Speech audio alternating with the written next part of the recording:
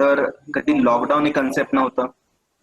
Even त्या काही वर्षात तुम्ही बघितला 10वी-12वीचे जे परीक्षा आहेत, 10th आणि 12th जे एक्झाम्स म्हणतो ते कधीही पोस्टपोन होत होत कॅन्सल कधी झाले नव्हते. So that means it is has created an impact. तर मोस्टली ह्या रिलेटेड मी जास्त काय बोलणार नाही, इच्छुक नाही, कारण म्हणजे मला असं वाटतं की सर्वांना ह्याबद्दल इन डिटेल माहिती आहे. कारण गेले वर्ष दीड वर्ष आपण बघत आलो की जे काही इन्फॉर्मेशन आहे रिलेटेड टू कोरोना व्हायरस ते आपण मीडिया, तुमचे जे काही सोशल मीडियाज आहेत, टेलिव्हिजन्स आहेत, न्यूजपेपर आहे, इव्हन तुम्ही तुमच्या फ्रेंड्सना जरी कॉल केला तर त्यांचा कॉल रिसिव्ह व्हायच्या आधी तुम्हाला कोरोना रिलेटेड इन्फॉर्मेशन मिळते. So what exactly it means? It means that we are having the updated information related to the coronavirus. Hope that my sound is audible to all.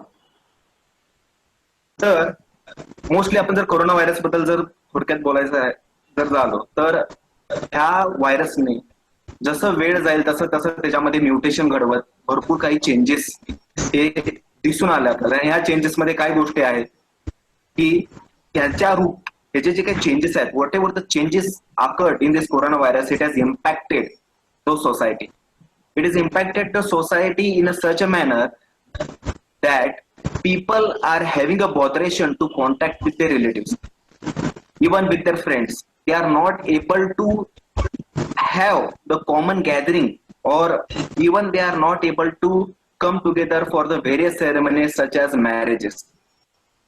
That's why this virus we can call it as a most deadly virus of this era. आता मोड of transmission जर बघायला गेला आपण तर it's already been reported that by normal human contact, by contaminated object, by air transmission. So these viruses it is been transmitting from one place to the another. That means a human itself is an a carrier. एका मनुष्यापासून दुसऱ्या मनुष्याला हे easily pass होत आहे. There is no any mediator needed. Okay, even suppose if you are using a public transport, समजा तुम्ही public transport जरी वापरत असाल तर त्यात सर्वात महत्वाचा जे मुद्दा आहे ते म्हणजे समजा त्यामध्ये चुकून कोण कोविडचा पेशंट जरी असेल आणि त्याच्या संपर्कात तुम्ही आला, कसं डायरेक्ट नाही इनडायरेक्टली, कसं म्हणजे फॉर एग्जाम्पल उस व्यक्ति जो हम इन्फेक्टेड कहते हैं अगर उसने डायरेक्ट इस ऑब्जेक्ट को अगर टच किया, फॉर एग्जाम्पल कोई बस ट्रांसपोर्टेशन हो या फिर सीट हो, और उस कॉन्टैक्ट में अगर आप चले जाएंगे तो you are also susceptible to that infection. So mode of transmission it is known to each and everyone, so I'm not going to highlight in detail. Second important thing that since 2019 we are seeing the basic symptoms such as fever, cough, headache. So these were the basic symptoms. हे basic symptoms आपल्याला corona related बघायला मिळत आहे. पण जसं त्याचं higher version येत आहे, हायर व्हर्जन म्हणजे काय, मी मगाशी सांगितल्याप्रमाणे कोरोना व्हायरस जे आहे हे जो व्हायरस आहे it is a RNA virus. This RNA virus has an ability to show the mutation. And because of this mutation, as the days are passing, जैसे जैसे दिवस पूरा जाता है, जैसे जैसे दिन आगे बढ़ रहे हैं, तो इसमें आप देखेंगे कि इसके साइंस और सिम्टम्स भी चेंज हो रहे हैं. For example runny nose, coughing, high fever, shortness of breath, sore throat, diarrhoea.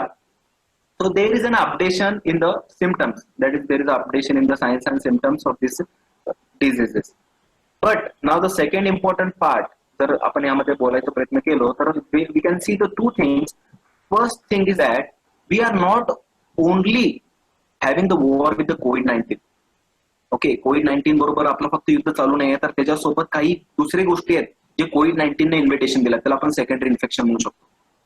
सांगण्याचं तात्पर्य काय, कोविड-19 एका व्यक्तीमध्ये ज्यावेळी प्रवेश करतो केल्यानंतर वो अंदर बॉडी में जाके अपनी इम्यूनिटी को इतना खोखला कर देती है कि उसके वजह से क्या हो जाता है, जो सेकेंडरी इन्फेक्शन है वो सेकेंडरी इन्फेक्शन क्या हो जाता है उस पेशेंट को हो जाता है. So what exactly it means? It means that the COVID-19 patient, okay, whenever he is undergoing some treatment, the immunity of that person get collapsed. And due to the lack of the immunity किंवा त्याची immunity कमी झाल्यामुळं अडचण काय होतं की त्याच्यामध्ये secondary infection कोण आहेत काय आहेत जर बघायला गेला तर सेकंडरी इन्फेक्शन बेसिकली जसं फंगल इन्फेक्शन असेल, बॅक्टेरियल इन्फेक्शन असेल तर हे इन्फेक्शन ही कोविड-19 सोबत होत आहे. फंगस मध्ये जर बघितला तर टॉप रेटिंगला जर बघितला तर म्युकरमायकोसिस, एस्परजिलोसिस हे इन्फेक्शन तुम्हाला त्या पेशंट मध्ये दिसून येतात. दरम्यान I will try to help you to understand how these secondary infections are occurring in COVID-19.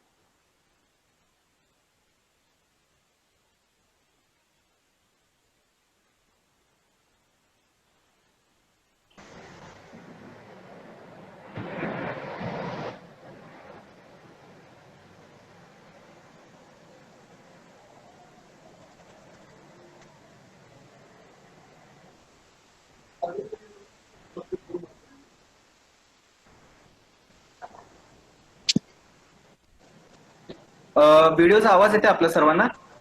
आवाज येत नाहीये.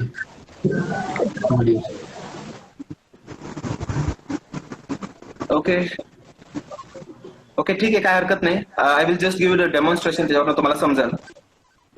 आता बेसिकली एक एक्सपेरिमेंट करून आम्ही बघितलंय. ह्या एक्सपेरिमेंट मध्ये आम्ही काय केलं की फंगल इन्फेक्शन कसं होतं ह्याचं एक डेमॉन्स्ट्रेशन आम्ही केलं. ह्याच्यामध्ये आम्ही काय घेतलं की नारळ घेतलं. We have taken one coconut and this coconut we have just cutted with the edges. आपण थोडं त्याला काय केलं, कट करून 24 आवर्स साठी आपण काय केलं, एका ठिकाणी ठेवलं इन द ओपन विंडो. कारण आता जर वातावरण तुम्ही बघितलं तर पावसाळी वातावरण आहे आणि पावसाळी वातावरण जर बघायला गेलं, it is a favourable environment for the growth of the fungus. तर काही वेळानंतर आफ्टर 2 to 3 days आम्हाला असं दिसून आलं की जिथं आम्ही कट केलं होतं नारळच्या भागाला, तर तिथं फंगल ग्रोथ झालं होतं. आणि हे फंगल ग्रोथ जर तुम्ही बघायला गेला तर it is consist of different types of spore arrangement. Okay, spore तुम्हाला दिसून येतील आणि त्याचं कलरेशन जर बघितला, so it is from light pale blue to white blackish या कलरचे तुम्हाला मिक्सचर्स ऑफ फंगल ग्रोथ काय झाले तुम्हाला दिसून येतात. हे डेमॉन्स्ट्रेशन तुम्ही करू शकता. एक नारळ घेऊन तुम्ही जर कट करून जर तुमच्या खिडकीमध्ये जर तुम्ही ठेवला तर आफ्टर 24 आवर्स और after 48 hours you will see the growth. आता ह्याच्यामध्ये सगळ्यात महत्वाचा मुद्दा जे मला सांगायचा आहे की म्युकर मायकोसिस सारखे जे काही फंगल इन्फेक्शन आहे, ओके, ते का होत आहे, म्हणजे COVID-19 मध्येच का, त्याचं एक डेमॉन्स्ट्रेशन तुम्हाला देतो. आता फॉर एक्झाम्पल समजा I will just play this video. Okay, जरी आवाज येत नसला तरी hope so my sound is audible to all. Yes, माझा आवाज येतो सर्वांना? येस. आता एक काम, एक डेमो तुम्हाला देतो. सपोज एक डॉल आपण घेऊ. त्या डॉलला आपण काय म्हणूया, एक human being. Okay, we can call it as a normal human being. So this normal human being, he has been protected. Okay, he has been protected from the different viral bacterial infection because of its immunity. आणि immunity strong असल्यामुळे कुठलीही infection त्या व्यक्तीला किंवा त्या doll, आपण एक व्यक्तीचं उदाहरण दिलं तर त्याला होत नाही. ओके, समजा जर बॅक्टेरियानं जर अटॅक केलं तर इन्फेक्शन होणार नाही.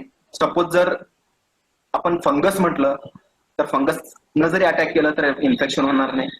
सपोज अपन एग्जाम्पल दिलं एज एन वायरस, अगर आप वायरस का भी एग्जाम्पल देंगे तो इससे इन्फेक्शन नहीं होगा. क्यों नहीं होगा? Because of the strong immunity. लेकिन अगर यही इंसान ओके अगर कोविड-19 के संपर्क में आ जाएगा, क्या होगा, कोविड-19 के संपर्क में आ जाएगा तो क्या होगा इससे, उसकी इम्यूनिटी थोड़ी कम हो जाएगी. क्यों इम्यूनिटी कम हो जाएगी? क्योंकि अपनी जो डिफेंस सिस्टम है they are totally busy working or having a war with this COVID-19.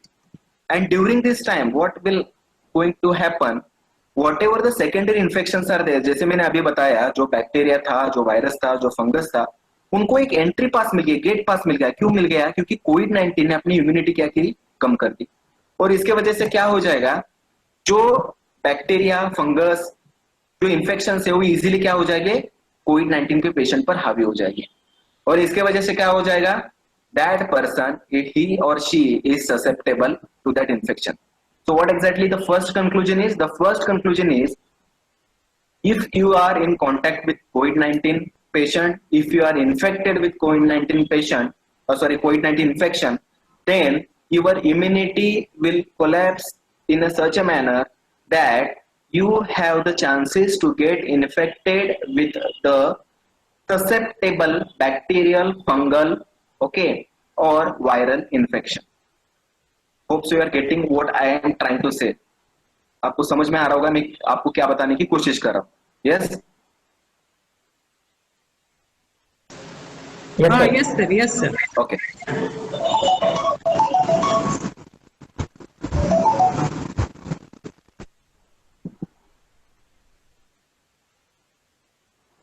Now, so first problem we understand that due to the COVID-19, okay, due to the COVID-19, secondary infections are attacking on that patient.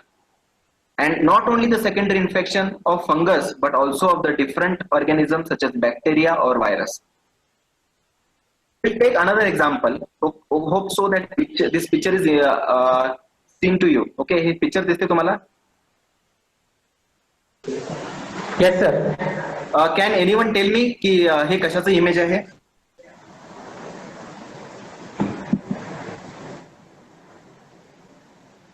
Yes, hope so. We'll have an interactive session, so that will help you to understand the things more in better way, because I'm going to talk something about the immunology.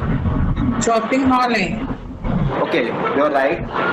तर basically जर तुम्ही बघायला गेला तर ते तुम्हाला yes, I just request all the dignitary delegates to mute their mic. Okay, thank you. So हे जर बघायला तुम्ही गेला तो it is a shopping mall, आणि शॉपिंग मॉल अगर आप देखने की कोशिश करेंगे तो शॉपिंग मॉल में क्या हो जाता है, जहां पर आप बिलिंग करते हैं उस जगह पर सिक्योरिटी गार्ड्स होते हैं. क्यों सिक्योरिटी गार्ड्स होते हैं?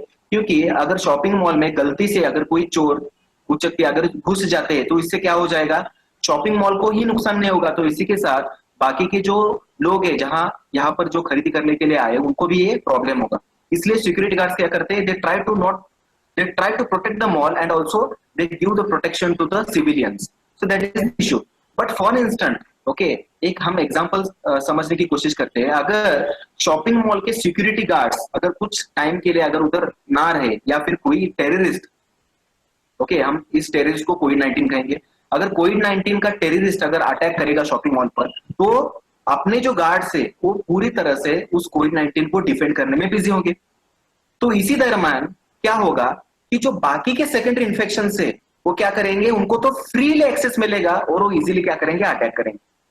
मतलब शॉपिंग मॉल पर अटैक होगा बाकी के जो माइनर इन्फेक्शन से उनके, और उसके वजह से क्या हो जाएगा, अपनी इम्यूनिटी सिस्टम जो है वो टेम्परेली क्या हो जाएगा, कोलैप्स हो जाएगा. कोलैप्स हो जाएगा मतलब क्या हो जाएगा, they will be totally busy, मतलब we will be surrounded by different types of enemies.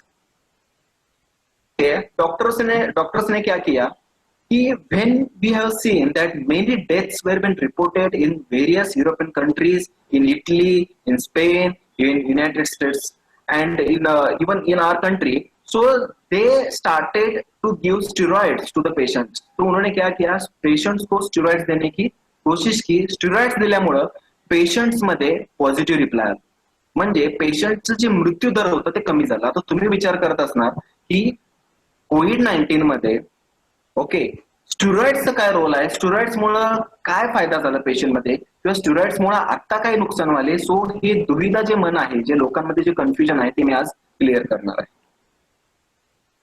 आता हे जर तुम्ही बघायला गेला तर we have to understand how our defence system work. Okay, first of all will know how our defence system work. Initially in our body there are two types of immune system. Okay, there are two types of cells. First one it is called effector immune cells, second one it is called suppressor immune cells. Effector immune cells क्या करते हैं, जब भी हमारे body में कोई भी foreign material जैसे कोविड-19 हो, या फिर कोई डिफरेंट वायरल इन्फेक्शन हो, या फिर बैक्टीरियल इन्फेक्शन हो, तो ये इफेक्टर सेल्स क्या करते हैं, अलग अलग केमिकल्स रिलीज करते हैं. कौन से केमिकल्स रिलीज करते हैं, जैसे कि इंटरल्यूकिन्स करते हैं, या फिर दे रिलीज साइटोकाइन, ओके, या ट्यूमर नेक्रोसिस फैक्टर. सो ये जो केमिकल्स रिलीज करते हैं, तो ये केमिकल क्या करता है, जो कोई वायरल बैक्टीरियल इन्फेक्शन है उसको वो जाके बाइंड होके उसे डिस्ट्रॉय करता है. So that means effector cells are playing very important role in our body to protect our body from the different attack of bacteria, virus और डिफरेंट फंगल इन्फेक्शन. तो this is the good news.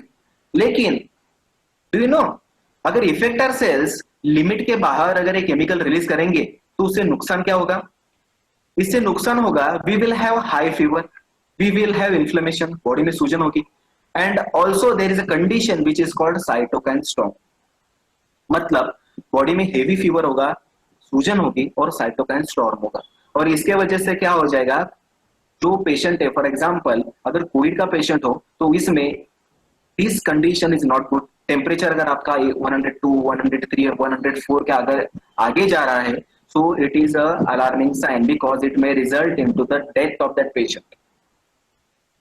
तो आप सोच रहे होंगे कि अभी क्या करना होगा। आपको कुछ करने की जरूरत नहीं है, हमारी डिफेंस सिस्टम खुद ही काम करती है। कैसे काम करती है? क्योंकि अगर इफेक्टर सेल्स अगर अलग अलग केमिकल अगर रिलीज कर रही है जिसकी वजह से अगर बॉडी में ऐसे प्रॉब्लम्स हो रही है, तो अपने सप्रेसर सेल्स होते हैं, सप्रेसर सेल्स क्या करते हैं, on opposite side suppressor cell will try to control the effector cells.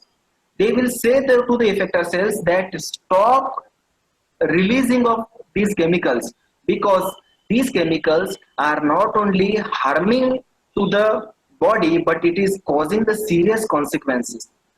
मतलब सप्रेसर सेल्स क्या कहता है इफेक्टर सेल्स को कि तुम जो केमिकल रिलीज कर रहे हो जिससे बैक्टीरिया वायरसेस जो मर रहे हैं, या फिर हम कोविड-19 का एग्जांपल लेते हैं, कोविड-19 का जो वायरस है वो तो मर रहा है लेकिन उसके साथ बॉडी को नुकसान हो रहा है। लेकिन सप्रेसर सेल्स हमारे ऐसे काम नहीं करते। सप्रेसर सेल्स क्या करते हैं, वो काम करना बंद कर देते हैं। क्यों काम करना बंद कर देते हैं, विल एक्सप्लेन यू हियर। कोविड-19 में जो अपने इफेक्टर सेल्स होते हैं, सो दे जैसे कौन से इफेक्टर सेल्स है, जैसे कि डेंड्राइटिक सेल्स है, मोनोसाइट्स है, मैक्रोफेजेस है। So all this cells they will start to release the different types of chemicals which will try to kill the covid. Okay, which will try to kill the covid.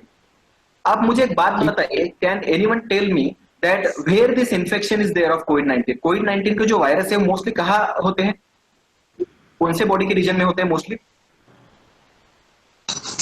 alveoli. You are absolutely right. These are present in alveoli, that is in your lung region. मैंने अभी कहा कि हमारे body में जो effector cells होते हैं, कौन से, जैसे dendritic cells है, मैक्रोफेजेस है, मोनोसाइट्स है, वो केमिकल रिलीज करेंगे, और वो केमिकल रिलीज करेंगे तो it is a very good news that they are trying to kill the viruses. Okay, suppose the virus is present in the lung, that is in alveolar region, so all this chemical they will come there to kill the virus. So it is a very good news. कि ये जो chemicals release होते हैं अगर ये beyond control, मतलब क्या हो जाएगा, लिमिट के बाहर अगर रिलीज होगा तो इससे क्या हो जाएगा, it is going to damage the cells of your lungs. Okay, तो इसको रोकने के लिए, ओके, ये केमिकल के रिलीज को रोकने के लिए किसकी जरूरत है अभी? Yes, can anyone tell me किसकी जरूरत है अभी? एंटीबॉडी. ओके, तो अभी जैसे मैंने बताया कि जो केमिकल्स रिलीज हो रहे हैं, ओके, सो जो केमिकल्स रिलीज कौन कर रहा है, इफेक्टर सेल्स, तो इसको कंट्रोल करने के लिए सप्रेसर सेल की जरूरत है. सप्रेसर सेल क्या करता है? So this suppressor cell will inhibit the release of the different chemicals which is affecting our body. तो इसके वजह से क्या हो जाएगा? We are going to get protected. Now what exactly is the cytokine storm? Now whenever the excess release of the chemicals are taking place from these effector cells, so these chemicals will form a storm. ज्याला आपण वादळ म्हणतो, त्या केमिकलच्या वादळामुळे काय होतं, तर तुमचे जे ऑर्गन्स आहेत, फॉर एक्झाम्पल लंग रिजन आहे, तर तिथं जे तुमचे लंगचे अल्व्हेओलर रिजन असेल, ब्लड वेसल्स असतील, ते डॅमेज व्हायला चालू होतात. आणि ते डॅमेज व्हायला चालू झाल्यामुळे काय होतं, तर तिथं तुम्हाला clotting, organ failure, decrease blood supply to the heart, हे प्रॉब्लेम चालू व्हायला. ओके, कुणामुळे झालं? इफेक्टर सेल्समुळे. आणि ह्याला कोण कंट्रोल करणार? तर तुमचे सप्रेसर सेल्स कंट्रोल करणार. का कंट्रोल करेना? तर सप्रेसर सेल्स ज्यावेळी म्हणतात, काय म्हणतात, इफेक्टर सेल्सला बास झालं, केमिकल तू रिलीज करू नको. पण व्हायरस काय म्हणतं, तुम्ही कितीही केमिकल रिलीज करा, मला काही फरक पडत नाही. Okay, this is a logical interpretation. Virus काय म्हणतं, तुम्ही रिलीज करत राहा, मला काय फरक पडत नाही. त्यामुळं इफेक्टर सेल्स काय म्हणतात, असं आहे काय, तर इफेक्टर सप्रेसर सेल्स काय म्हणतात, तुम्ही इफेक्टर सेल्स तू कंटिन्युअस केमिकल रिलीज करत जा, मी तुला थांबवत. म्हणजे सप्रेसर सेल्स काय होते, त्याचं कंट्रोल सुटून जातं. जसं गाडीला ब्रेक असतं, ब्रेक फेल झाल्यानंतर गाडी कसं सुसाट जातं, तसं सप्रेसर सेलच्या इनऍक्टिव्हिटीमुळे गाडी सुसाट चालले, केमिकल कंटिन्युअस रिलीज होत चालले. कंटिन्युअस केमिकल रिलीज होण्याच्या प्रोसेसला आपण सायटोकाइन स्टॉर्म म्हणतो. आणि या सायटोकाइन स्टॉर्म मुळे काय होतं, बॉडीमध्ये तुमच्या multi organ failure, decrease blood supply to the heart, भरपूर बॉडीमध्ये सूज, ज्याला आपण निमोनिया पण म्हणू शकतो, आणि finally death of the patient. म्हणजे आता ह्याला काहीतरी करायला पाहिजे. आणि ह्याला डॉक्टर्सने काय केले, okay, these are the papers. Okay, भरपूर पेपर्स जून 2020-21 भरपूर रिलीज झाले. ओके, भरपूर म्हणजे पेपर पब्लिश झाले की सायटोकाईन स्टॉर्ममुळे कोविड-19च्या पेशंटमध्ये मृत्यूदर वाढला. आता याला सोल्युशन एकच आहे की एक तर आपल्याला सप्रेसर सेल्सला ऍक्टिव्हेट करायला पाहिजे, पण सप्रेसर सेल मध्ये मी तर ऍक्टिव्ह होणार नाही कारण व्हायरस मला चॅलेंज दिले. मग ह्या कंडिशनला डॉक्टर्स काय करतात, सेकंड ऑप्शनला जातात, that is called steroids. Steroids काय करतात, सप्रेसर सेल सारखंच काम करतं. ते इफेक्टर इम्युन सेल्सला तात्पुरत्या वेळासाठी बधीर करतं. काय करतं, तात्पुरत्या वेळासाठी बधीर करतं. आणि बधीर केल्यामुळे काय होतं, जे ताप आहे, ओके, जे निमोनियासारखं कंडिशन आहे किंवा जे काय ऑर्गन फेल्युअर सारखे कंडिशन्स येणार आहेत त्याच्यावरती कंट्रोल येतं. So that is a good thing. That means we have solved the problem. Okay, that means we have solved the problem. So this is a good thing. But there is a one big issue. That is the dangerous utility of steroids has resulted into fungal infection, bacterial infection, avascular necrosis of bone and mucormycosis.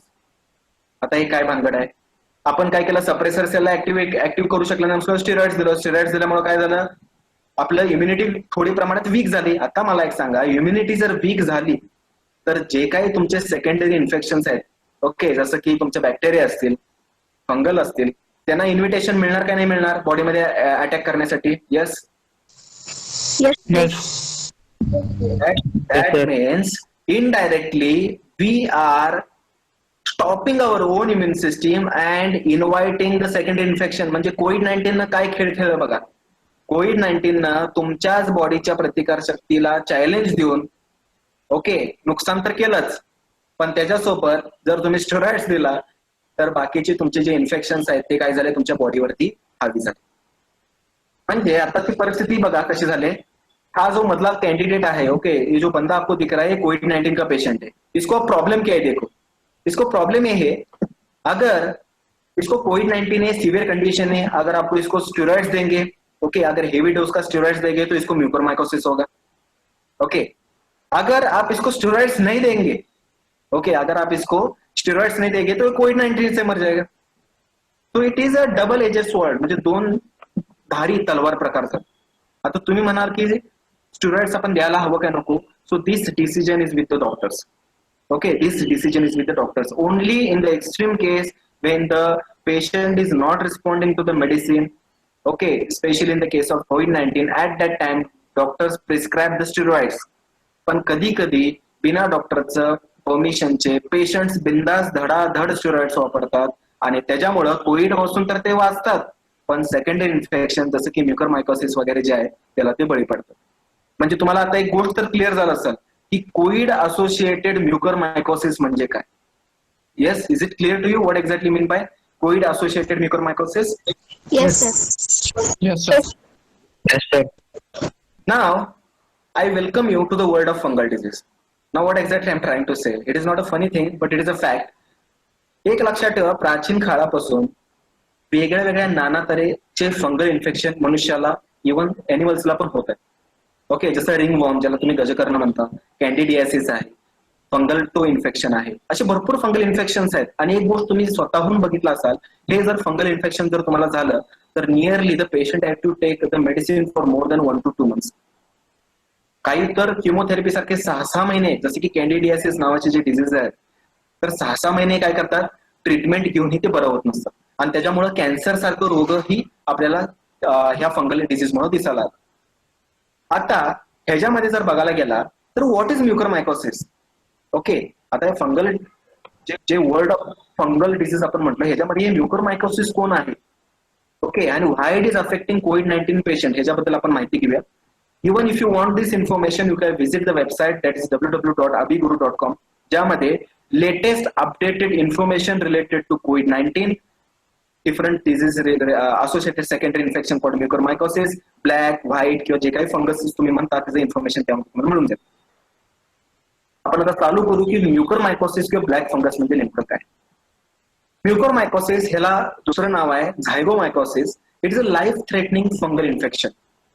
आणि हे जे fungal infection आहे हे कुणामध्ये दिसून येत आहे, तर ज्याची प्रतिकार शक्ती खूप कमी आहे, ज्याला आपण इम्युनो कॉम्प्रोमाइज पेशंट म्हणतो किंवा ज्याला ट्रॉमॅटिक पेशंट म्हणतो. ट्रॉमॅटिक म्हणजे काय, ज्याला शॉक कंडिशन मध्ये जो पेशंट गेलाय, ह्या लोकांमध्ये हे डिझीज दिसून आले. आता हे जर बघायला गेला, ह्याला आपण अपॉर्च्युनिस्टिक इन्फेक्शन ही असं म्हणतो. अपॉर्च्युनिटिक इन्फेक्शन म्हणजे काय, की तुमचं प्रतिकारशक्ती ढासळलं, मी तयार आहे तुमच्यावर आक्रमण करायला. म्हणजे नॉर्मल व्यक्तीला हा म्युकरमायकोसिस काही करू शकत नाही, कारण आपली प्रतिकारशक्ती एवढी स्ट्रॉंग आहे, आपली इम्युनिटी एवढी स्ट्रॉंग आहे, ह्या म्युकरमायकोसिसला इन्फेक्शन व्हायच्या आधीच मारून टाकतो. पण ज्याचं प्रतिकारशक्ती कमी आहे, जसं कोविड-19चा पेशंट किंवा जो स्टिरॉइडचा चुकीचा वापर केलाय, तर ह्या पेशंटमध्ये तुम्हाला हे इन्फेक्शन दिसून येतं. आता दुसरा मुद्दा जर बघायचा प्रयत्न केला, हे जे म्युकरमायकोसिस आहे, तर हे म्युकरमायकोसिसच्या फंगसला तुमच्या रक्तवाहिनी आणि ब्लड म्हणजे रक्त याबद्दल खूप आपुलकी किंवा प्रेम आहे. का प्रेम आहे हे तुम्हाला पुढे समजेल, कारण एकदा तो ब्लड वेसल्स किंवा ब्लड मध्ये ज्यावेळी तो घुसतो, then it easily passes all over the body and it will try to show the infection. आणि इन्फेक्शन कुठं करतो, सॉफ्ट बॉडी टिश्यू. कुठले सॉफ्ट बॉडी टिश्यू आपण इन डिटेल बघू. आता ह्याचा आपण जर इपिडेमॉलॉजी जर स्टडी करण्याचा प्रयत्न केलो, की हे नेमकं कसं होतं, का होतं, कोणामध्ये दिसून आलं, तर पूर्ण जगभरात 10,000 पेक्षा जास्त केसेस तुम्हाला म्युकरमायकोसिसचे दिसून येतात. आता तुम्ही म्हणणार की सर 2019 पासून म्युकरमायकोसिस आहे काय? माझं उत्तर आहे नाही. 2019 नाही तर 1900 सालपासून तुम्हाला म्युकरमायकोसिसचे केसेस हे तुम्हाला दिसून येतात. कुणामध्ये दिसून आला, तर ज्याची प्रतिकारशक्ती कमी आहे. कोणते कोणते लोक, ज्यांना डायबिटीज आहे, ओके, ज्यांना इम्युनो कॉम्प्रोमाइज ड्रग्सवर आहेत, ओके, तर ह्यामध्ये दिसून येतं. आणि मोस्ट इम्पॉर्टंट, हा जो फंगस आहे, ओके, हे जे छोटे छोटे बीज असतात त्याला आपण स्पोर्स म्हणतो. हे स्पोर्स काय होतात, अचानकच कुठल्या तरी ठिकाणी जिथं पाणीचं प्रमाण जास्त आहे, जहां कहते वहां नमी है, ओके, आर्द्रता है, या फिर having the change in the season. Okay, अभी आप सीजन देखेंगे तो अचानक ही धूप खिलता है, अचानक ही बारिश होती है. So this environment is favourable for the growth of fungus. So इसके जो फंगस बीज होते हैं, जैसे हम स्पोर्स कहते हैं, वो इजिली क्या हो जाते हैं, ब्लास्ट होके एनवायरमेंट में घूमते रहते.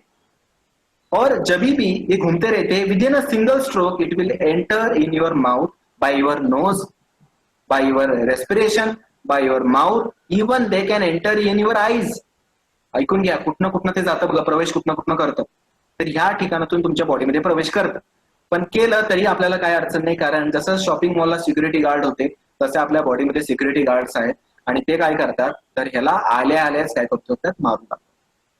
आणि ह्याच्यामध्ये जर बघायला गेला तर आधीपासून, ओके, आधीपासून म्युकरमायकोसिस वरती ट्रीटमेंट जर बघायला गेला तर खूप कमी हॉस्पिटलमध्ये ट्रीटमेंट्स आहेत. का? कारण ह्याबद्दलचं जे नॉलेज आहे ते खूप कमी आहे. त्याला आपण ऑर्फन डिझीज ह्या कॅटेगरीमध्ये पण ही बघू शकतो. म्हणजे काय, की ज्या डिझीज बद्दल लोकांना माहिती कमी आहे किंवा करोडोंमध्ये एका लोकांना जर होत असेल तर त्याबद्दल जनजागृती हे खूप कमी असते. आणि सगळ्यात आश्चर्याची वाईट गोष्ट म्हणजे मॉर्टेलिटी रेट, मृत्यूदर हे 30 ते 70%. तुमच्यातलं कोण सांगू शकतं की मृत्यूदर कोविड-19 मध्ये किती टक्के आहे? Yes, anyone? तुमचं उत्तर चुकलंही चालेल, मला काय हरकत नाही, मला फक्त रिस्पॉन्स घ्यायचा की तुम्हाला समजतंय. Yes Sir, 20%. Okay, so answer is not 20%, is only 2 to 3%. 2 ते 3% लोक कोविड-19 ने मृत्युमुखी पडतात. पण तेच जर कंपॅरिझन तुम्ही जर हेला केला, कशाला, म्युकरमायकोसिसला, तर 30 ते 70% लोक हे झाल्यावर मृत्युमुखी पडतात. का? कारण बघू आपण. बघा, 1982 म्हणजे 1982 पासून ज्यावेळी सर्व्हे करण्यात आलं, तर सर्व्हेमध्ये असं दिसून आलं की 72% ज्या लोकांना डायबिटीज आहे, ज्यांना म्युकरमायकोसिस झाले, तर त्यांच्यामध्ये मृत्यू रेट हे जास्त होतं. मोस्टली तुम्हाला जे सायनस म्हणतो आपण, ओके, तर सायनस केसेसमध्ये हे प्रमाण जास्त दिसून आलं. आणि महत्वाचं म्हणजे 51% मृत्यू रेट ह्या पूर्ण 1982च्या स्टडी मध्ये आम्ही जे केलं त्यामध्ये हे तुम्हाला दिसून आलं. So this is a reported study according to the different research papers. एक एक आपण डिटेल बघू की हे इन्फेक्शन कुठं कुठं होतं. So these mucormycosis, it's basically affect the different body organs. So what are these? First one, that is called rhinocerebral mucormycosis, brain and nasal sinus. Second, pulmonary. Third, cutaneous. Third, gastrointestinal. Fourth, disseminated. And fifth, isolated renal mucormycosis. आता एवढे detail मध्ये मी जात नाही, पण थोडक्यात तुम्हाला सांगतो. ह्याला कुठले कुठले अवयव आवडतात हे आपण बघू. पहिला म्हणजे त्याला तुमचे जे श्वसन मार्ग आहेत ज्याला आपण सायनस म्हणतो ते त्याला खूप आवडतं. नंतर soft tissue like your eyes त्याला खूप आवडतं. पल्मोनरी म्हणजे तुमचे जे फुफ्फुसं म्हणतो त्याला खूप आवडतं. क्युटेनियस म्हणजे तुमचं स्किन त्याला खूप आवडतं. गॅस्ट्रो इंटेस्टिनल ट्रॅक म्हणजे आतड्यांचं जे जाळा आपण म्हणतो ओके ते पण त्याला खूप आवडतं. डिसेमिनेटेड म्हणजे तुमच्या ब्लड वेसल्स मधून ते सर्व ठिकाणी ते पसरू शकतं. आणि त्याचं स्पीड जर बघितला तर rate of speed of infection is very high. आणि last that is isolated renal mucormycosis म्हणजे तुमच्या किडनी रिजनला पण काय करते ते डॅमेज करते. रिस्क फॅक्टर बघू आपण. Who are at the risk factor. तुम्हाला डोक्यात विचार येत असेल बाबा मी कोविड-19 नाहीये मला म्युकोरमायकोसिस होणार नाही किंवा मी निवांत आहे. गैरसमज काढा डोक्यात. जे ज्या request to delegate keep your microphone of.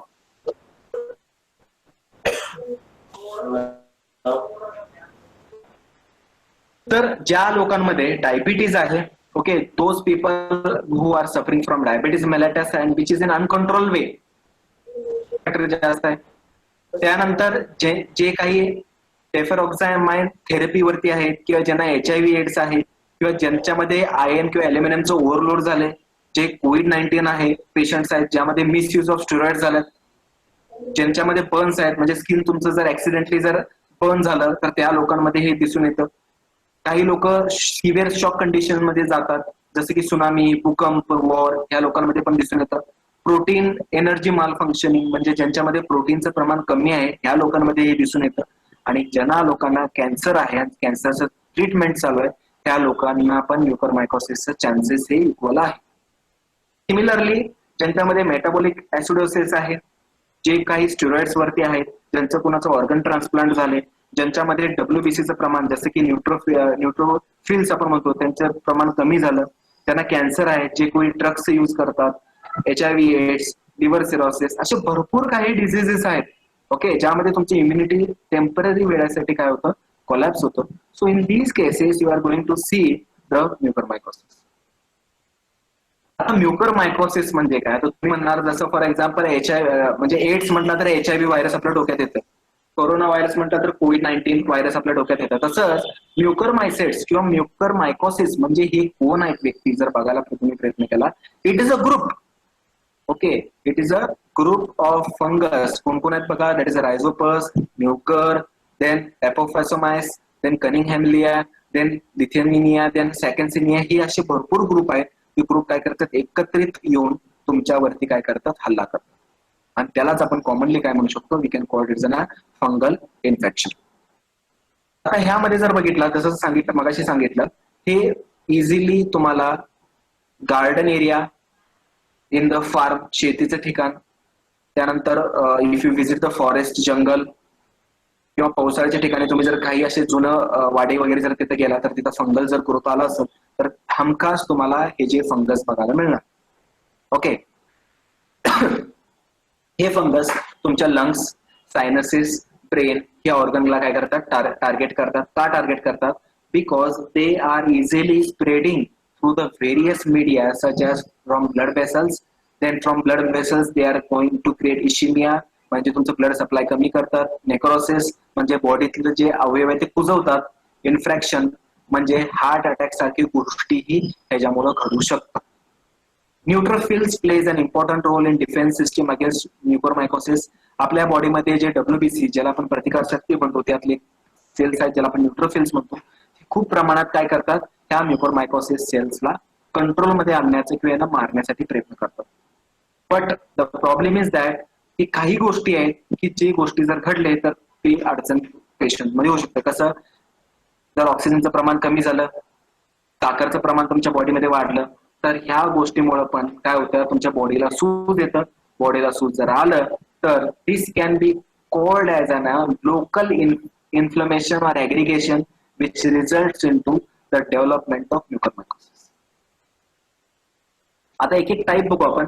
First one that is called rhinocerebral mucormycosis. आता मोस्टली जे केसेस तुम्ही वाचताय न्यूजपेपर किंवा टेलिव्हिजनवर बघता की म्युकोरमायकोसिसमुळे कोणाचं डोळ्यांची सर्जरी झाली कोणाचे काही लोकांना डोळं गमवायला लागलं और you can see that many of the patient they have lost their different activity and death, तर that is nothing but it is called rhinocerebral mucormycosis. नावाप्रमाणे हे तुमच्या ब्रेनला अफेक्ट करतं आणि तुमचं जे रेस्पिरेटरी सिस्टीम आहे, आपण त्याला नोज किंवा सायनस म्हणतो, ते इन्फेक्शन देतात. आता याचं लक्षणं बघू आपण.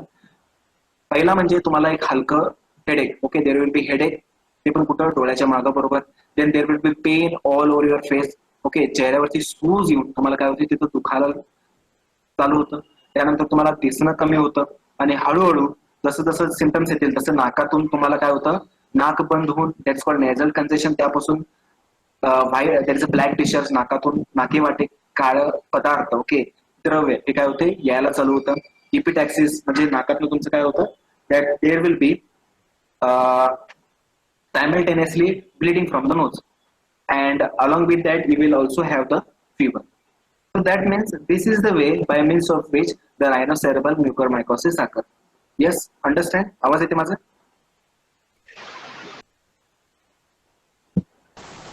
Yes, sir. Yes, sir. Yes, आता हे जर स्टेजेस बघू आपण. आता स्टेजेस जर बघायला गेला, जसं आपण कॅन्सरचे स्टेजेस म्हणतो की कमीत कमी स्टेजमध्ये आपण जर कंट्रोल करण्याचा प्रयत्न केला तर त्या पेशंटला वाचवता येतं. त्या पद्धतीनं ह्या रायनोसेरेब्रल म्युकरमायकोसिसला पण काही स्टेजेस आहेत आणि त्या स्टेजेसमध्ये आपण कंट्रोल करण्याचा प्रयत्न केला तर 100% आपण काय करू शकतो, त्यापासून वाचू शकतो. ओके, पहिला स्टेज बघा. In this stage it is going to affect your sinuses, म्हणजे तुमचे नाकेवाटे ते एंट्री करून तुमचं नाकातलं जे एरिया आहे, ओके, ते चोकअप करायला ते चालू करतं. सेकंड, तिथनं ते जातं तुमचे डोळ्यांकडे. Okay, it will go in to the orbital environment, म्हणजे तिथनं नाकेवाटे तुमच्या डोळ्याला ते जातं. ओके, आणि तिथनं काय करतं, इन्फेक्शन द्यायला चालू करतं. आणि इन्फेक्शनची सुरुवात जर बघायला गेला तर ब्लॅक कलरचे पॅचेस हे तुमच्या नोज रिजन किंवा upper part of your eyebrow किंवा तुमचे जे चिक रिजन आहे तिथं तुम्हाला ते दिसायला चालू होतं. आणि थर्ड स्टेज जे खूप क्रिटिकल आहे, तर ते डोळ्या वाटे तुमच्या ब्रेनमध्ये पोच, आणि एकदा ब्रेनला जर पोचलं then surgery remains the only option. नाहीतर ते एकदा खायला चालू केलं तर ब्रेन डेडनंही त्या पेशंटचा मृत्यू होण्याचे चान्सेस आहे. So it is called ophthalmic artery. Okay, म्हणजे तुमच्या डोळ्यातले जे नस आहे, orbital fissure, okay, cribriform plate, म्हणजे ह्या बॉडीतले जे डिफरंट अवयव आहेत तर त्यामध्ये काय करतं, तुमच्या डिफरंट स्टेजेसमध्ये प्रोग्रेसिव्ह राहतात. ओके, हे it is not like HIV चे पेशंट तुम्ही भेटला निवांत अँटीव्हायरल थेरपी जर घेत असतील 10, 15, 20, काही पेशंट तर 30 ते 40 वर्ष जगलात. पण म्युकरमायकोसिस हे खूप डेंजर गोष्ट आहे. एकदा झालं, as early as possible you have to take the treatment, नाहीतर it is going to kill you. Okay, next that is called pulmonary. Pulmonary जर म्हटलं तर तुमचे श्वसन नलिका किंवा जे तुमचे फुफ्फुस म्हणतं, तर तिथे हे इन्फेक्शन तुम्हाला दिसून येतं. Non diabetic immuno compromise patient मध्ये दिसून येतं, म्हणजे ज्यांना डायबिटीज नाही आहे पण त्यांचा प्रतिकारशक्ती कमी आहे, त्या लोकांमध्ये हे तुम्हाला जास्त प्रमाणात म्युकरमायकोसिस दिसून येतं. त्यांचे लक्षणं जर बघायला गेला, that is a fever, cough, okay, then that is haemoptysis, that is called bleeding from cough और from the mouth, chest pain, श्वास घ्यायला डिफिकल्टी, देन डिफरंट अदर, म्हणजे तुम्हाला काय होतं, इनडायरेक्टली तुमच्या श्वसन नलिकाला काय करतं, ते डॅमेज करतं.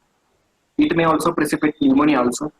And the most important part, radiological invasion, म्हणजे रेडिओलॉजिकल स्टडी, सिटी स्कॅन वगैरे जर केला तरच तुम्हाला समजून येतं की बाबा हे काहीतरी फंगल इन्फेक्शन आहे. आणि त्यात पण कन्फ्युजन निर्माण होतं की हे ऍस्परजिलोसिस नावाचा फंगसमुळे झालं का म्युकरमायकोसिस.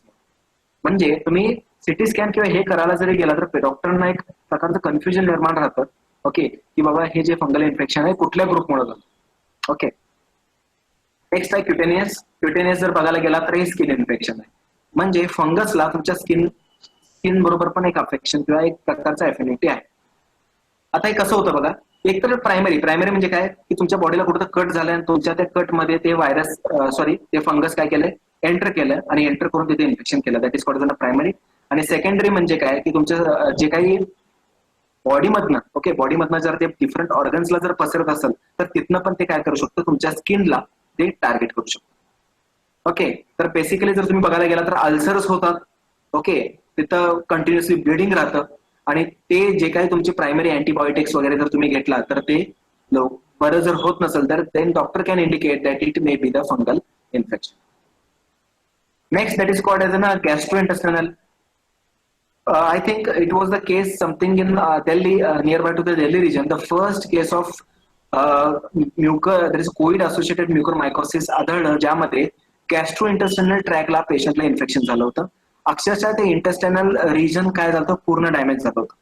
ओके, तर हे जे काही इन्फेक्शन आहे which we called as mucormycosis, it is also entering from your mouth, and from the mouth it is going to your stomach, and from the stomach it is going to the intestine, and it is showing in activity. आणि एक गोष्ट आपण in your school days you also have learned that whatever the fungus that releases the spore, these spores has a great ability to sustain the high temperature, high acidic condition, pH and different. त्यामुळे काय होतं, कधी कधी पोट आपल्या अन्नातून जरी गेलं, ओके, आणि आपलं डिफेन्स सिस्टम जर वीक असलं तर it can result in to the gastrointestinal type of mucormycosis. आता ह्याच्यामध्ये जर बघायला गेला, कोण आहेत, कुणाला होऊ शकतं, ज्यांचं प्रोटीनचं बॉडीमध्ये कमतरता आहे ह्या लोकांना होतं, किंवा लो बर्थ वेट म्हणजे जन्मजात जे मुलं आहेत, ओके, बेबीज आहेत, त्यांचं वजन जर कमी असेल, किंवा जो कोई लोग, ओके, जिनका डायलिसिस हो रहा है, ओके, मतलब किडनी माल फंक्शनिंग, और ऐसे लोग क्या कर रहे हैं, डायलिसिस के लिए जा रहे हैं, तो ये इन लोगों को भी गैस्ट्रोइंटेस्टाइनल म्यूकोरमाइकोसिस होने के चांसेस.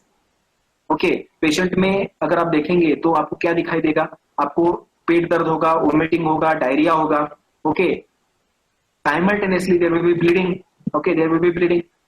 लेकिन आप अगर देखेंगे so there will be great confusion. क्या कंफ्यूजन होगा, आपको लगेगा ये शायद फूड पॉइजनिंग हुआ होगा, आपको भी लगेगा कि शायद ये कोई तो मैंने कुछ गलत वगैरह खा लिया होगा, या फिर आपको लगेगा ये शायद कोई तो माइनर या major infection related to stomach होगा. लेकिन जब आप एनालिसिस करने के लिए जाएंगे, अगर टाइम पर जाएंगे तो आप बचेंगे, नहीं तो ये बहुत रिस्की है. Okay, it is very risky. Why? It causes GI necrosis. GI necrosis means what? It is alarming condition. आपका जो जीआई सिस्टम है इसको क्या कर देता है, गला देता है. म्हणजे तिथलं जे पार्ट आहे ते पूर्ण सडतं, आणि if it is causing the necrosis then it called is septicaemia. Okay, septicaemia होतं. सेप्टिसिमिया म्हणजे काय, की तुम्हाला बॅक्टेरियल इन्फेक्शन पण होतं, म्हणजे the death of the patient will be not only by the fungus but also by the sepsis, that is called septicaemia. Okay, so this is called as a clinical investigation of gastrointestinal mucormycosis. Hopes you are getting the information of different types of mucormycosis. Is it so? Yes, sir.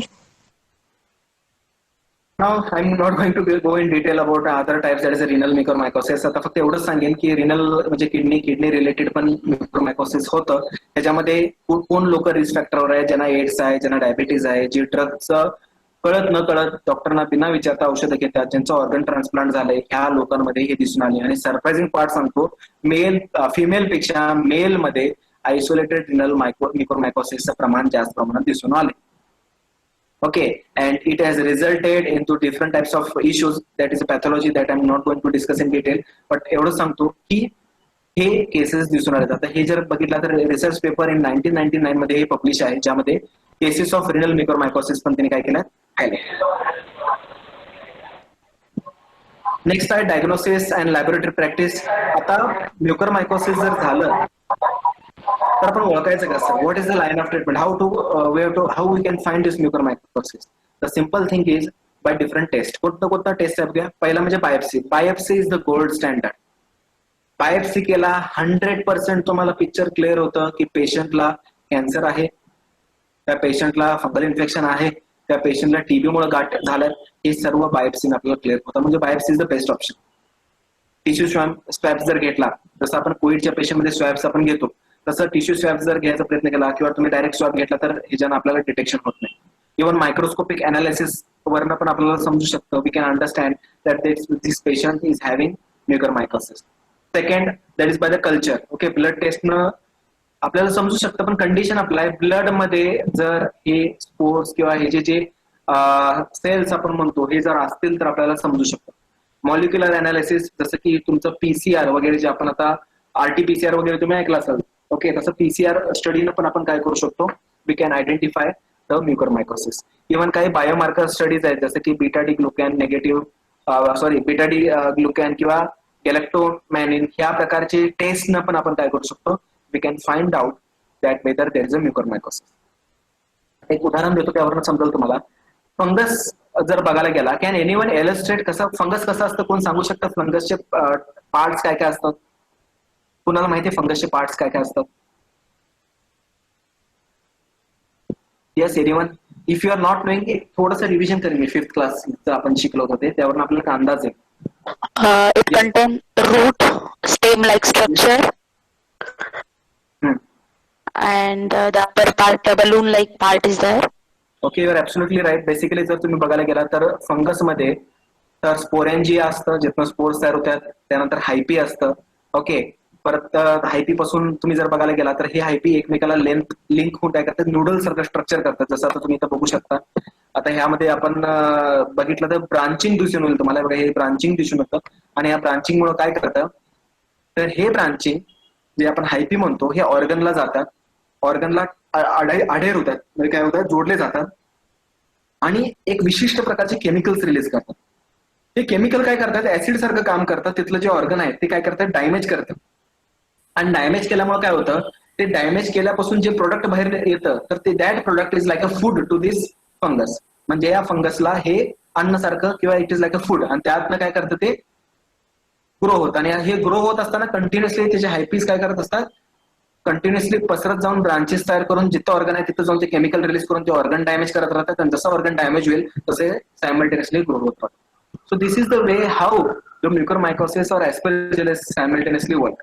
Okay, किंवा कुठल्याही fungal इन्फेक्शनचं जर तुम्ही पॅथोफिजिओलॉजी आपण जे म्हणतो तर ह्या पद्धतीनं मोस्टली काम करताना तुम्हाला दिसून येईल. सिमिलरली तुम्ही सिटी स्कॅन, MRI स्कॅन जर करण्याचा प्रयत्न केला तर त्याच्यावरनं हे फंगस पूर्ण बॉडीमध्ये कुठं कुठं पसरलं हे एक आपल्याला अंदाज येतं. आणि त्याप्रमाणे सर्जरीला जायचं, अँटीफंगल ट्रीटमेंट त्याचं काय करायचं आपण डिसाईड करू शकतो.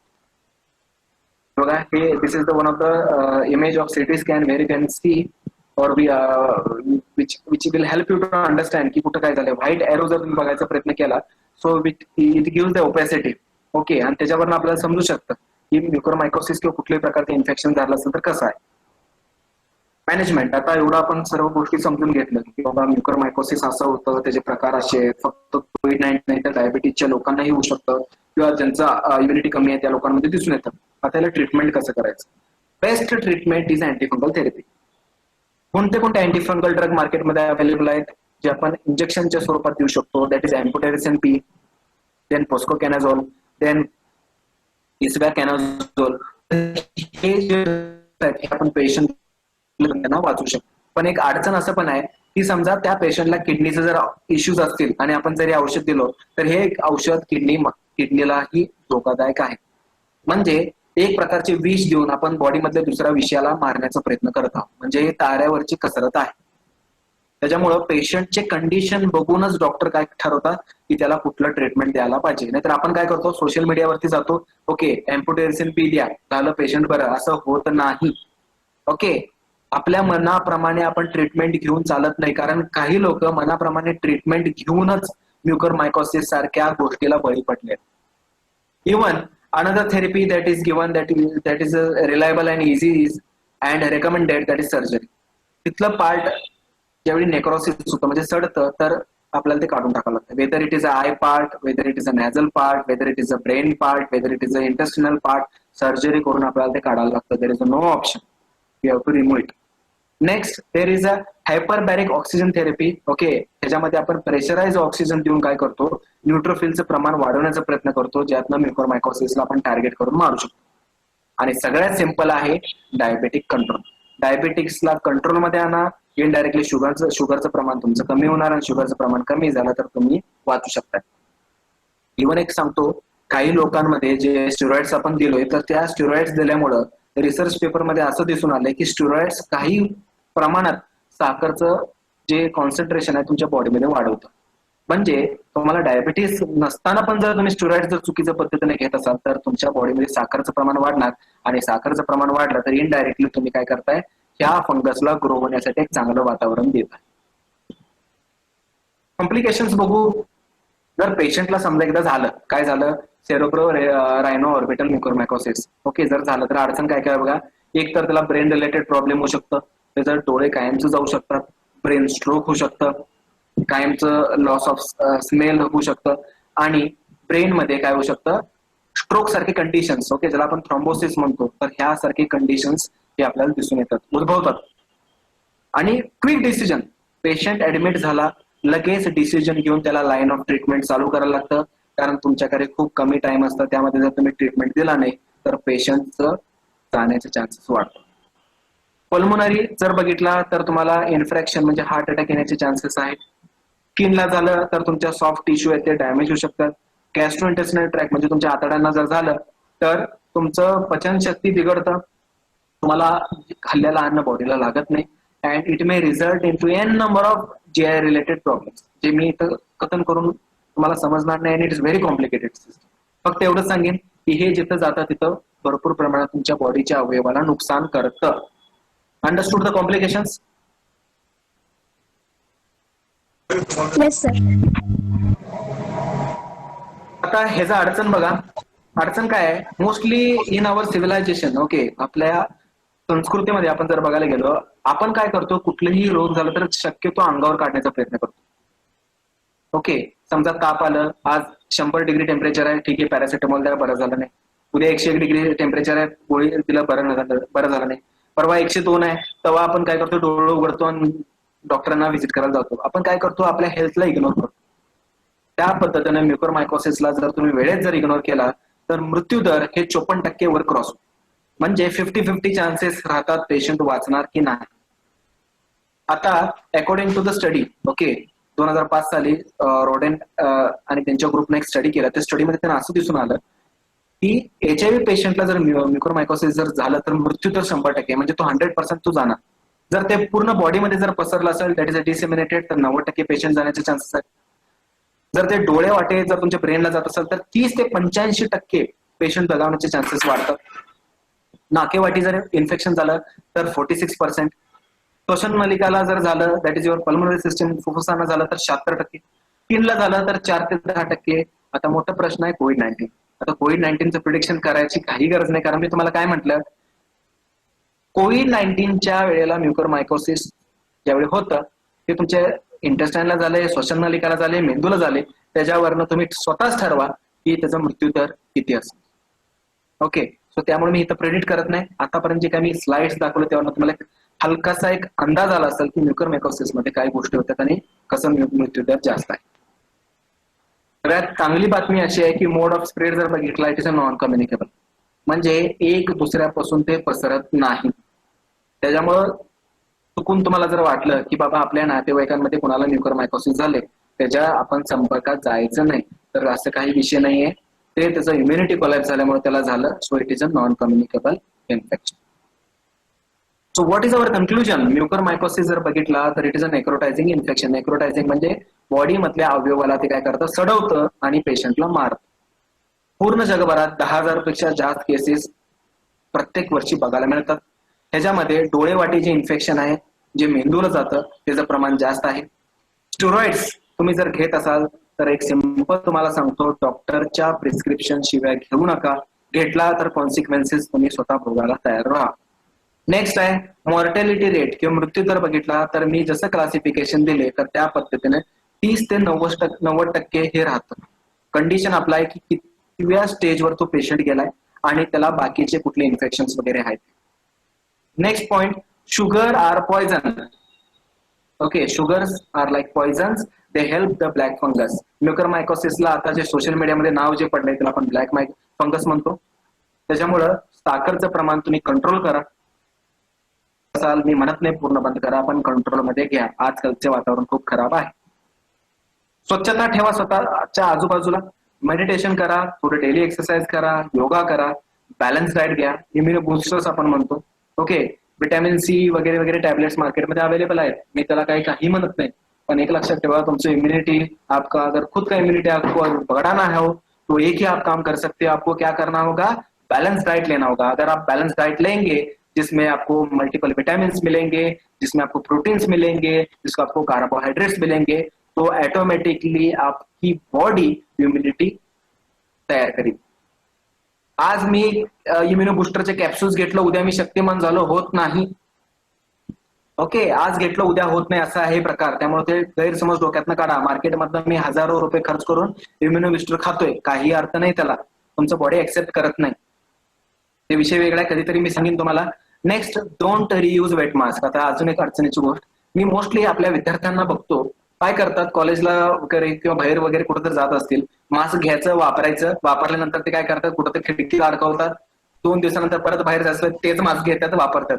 एक लक्षात ठेवा, रियूज जर मास्क तुम्ही करत असाल तर फक्त तुम्हाला कोविड-19 नाही, तर तिथं तुम्ही जे श्वास घेत असताना जे ह्युमिडिटी निर्माण होतं, तर त्याच्यातनं पण फंगस ग्रोथ होऊन तुम्हाला इन्फेक्शन होऊ शकतं.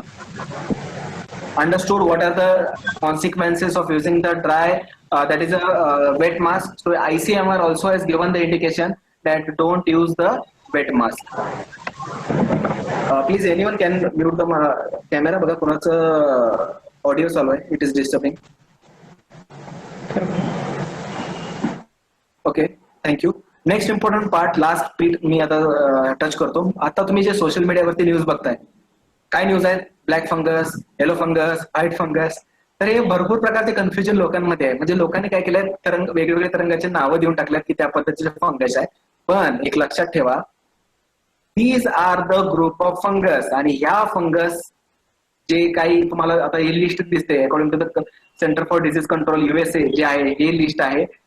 हे जे डिझिजेसचं लिस्ट मी तुम्हाला दिलं, these are the fungal infection, ज्याचं प्रतिकारशक्ती कमी आहे त्यांना हे होतं.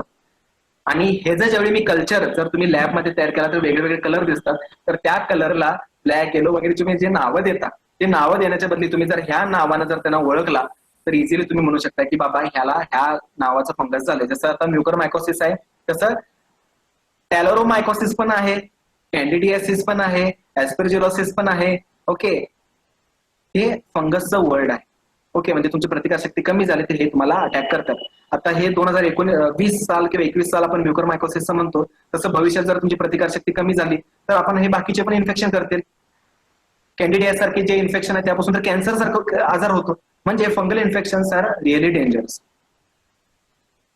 And similarly suppose if you want to see the updated videos, तुम्हाला जर अपडेटेड व्हिडिओज वगैरे हवं असतील, म्युकरमायकोसिस असतील किंवा जे काही अपडेटेड व्हर्जन्स असतील, you can visit my channel, okay, on YouTube by name called as an Abhi Scientist, or you can follow us on my website that is www.abhiguru.com. किंवा Instagram वर पण तुम्ही जाऊन ask_me_Dr. अभिनंदन जरी तुम्ही केला तर सगळे अपडेटेड. ओके, म्हणजे आता सध्या काय स्थिती आहे, गव्हर्नमेंटने काय पॉलिसीज आणल्या, रिसर्च काय चालू आहे, CDC centre for drug disease USA ह्यांचं काय हे आहे, वर्ल्ड हेल्थ ऑर्गनायझेशनचे काय अपडेट्स आहे, हे तुम्हाला मी सर्व काही गोष्टी याच्यात मिळतील. आणि मगाशी जे मी व्हिडिओ प्ले केलो ज्यामध्ये तुम्हाला येलो, ग्रीन वगैरे जे काही आपण शब्द वापरले, तर ते त्या रिलेटेड व्हिडिओ जरी बघायचे असेल तर you can go to the channel and you can see the video. Okay, so the final conclusion is the important thing is to never stop questioning. Question विचारायचं तुम्ही कधीही थांबू नका. जे प्रश्न आहेत ते तुम्ही वेळेच्या वेळ जर सॉल्व्ह केला तर भरपूर आजारांपासून तुम्ही स्वतःला नाही तर तुमच्या फॅमिलीला पण तुम्ही काय करू शकता, बचाव करू शकता. So this is my final conclusion. Thank you.